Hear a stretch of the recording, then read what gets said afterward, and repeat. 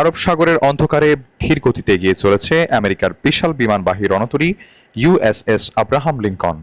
হাজার হাজার nautical mile দূরে মার্কিন সামরিক ঘাঁটিতে তখন একের পর এক হিসেবে কষা হচ্ছে। কত জ্বালানি বাকি, কোন যন্ত্রাংশের দরকার, কোন বিমান কতক্ষণ আকাশে থাকতে পারবে, সবকিছু এখন উদ্বেগের বিষয়। কারণ এই মুহূর্তে যুদ্ধজাহাজটির সবচেয়ে বড় শত্রু হয়তো কোনো ক্ষেপণাস্ত্র নয়, শত্রু হলো দূরত্ব। আর সেই দূরত্ব দিয়ে তৈরি করেছে ইরানের হামলা।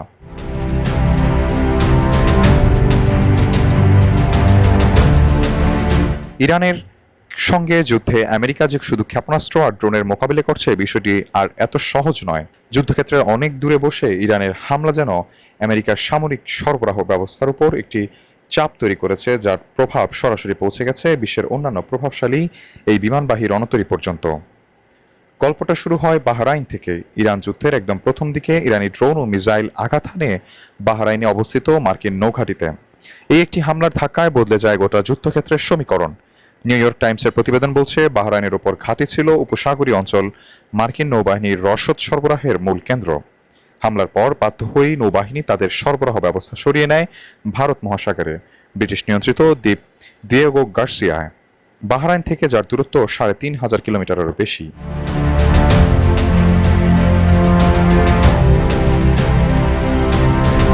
একটি যুদ্ধজাহাজে হাজার হাজার নাবিক, তাদের প্রতিদিনের খাবার, ওষুধ, যন্ত্রাংশ, অস্ত্র, মেরামতের সরঞ্জাম, সবকিছু এখন আসতে হচ্ছে হাজার হাজার কিলোমিটার পথ পাড়ি দিয়ে, যেটা আগে ছিল হাতের কাছের এক দোকান থেকে জিনিস আনার মতো সহজ।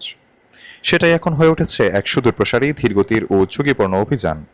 উপসাগরে মোতায়েন থাকা দুটি মার্কিন ক্যারিয়ার স্ট্রাইক গ্রুপকে এখন এই দূরবর্তী ঘাঁটি থেকে সব রসদ পাঠাতে হচ্ছে।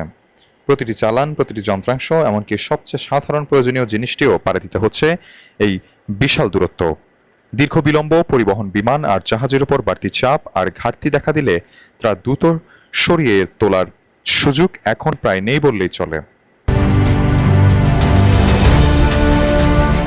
সাইফুল ইসলাম, ডেস্ক রিপোর্ট, দেশ বুলেটিন।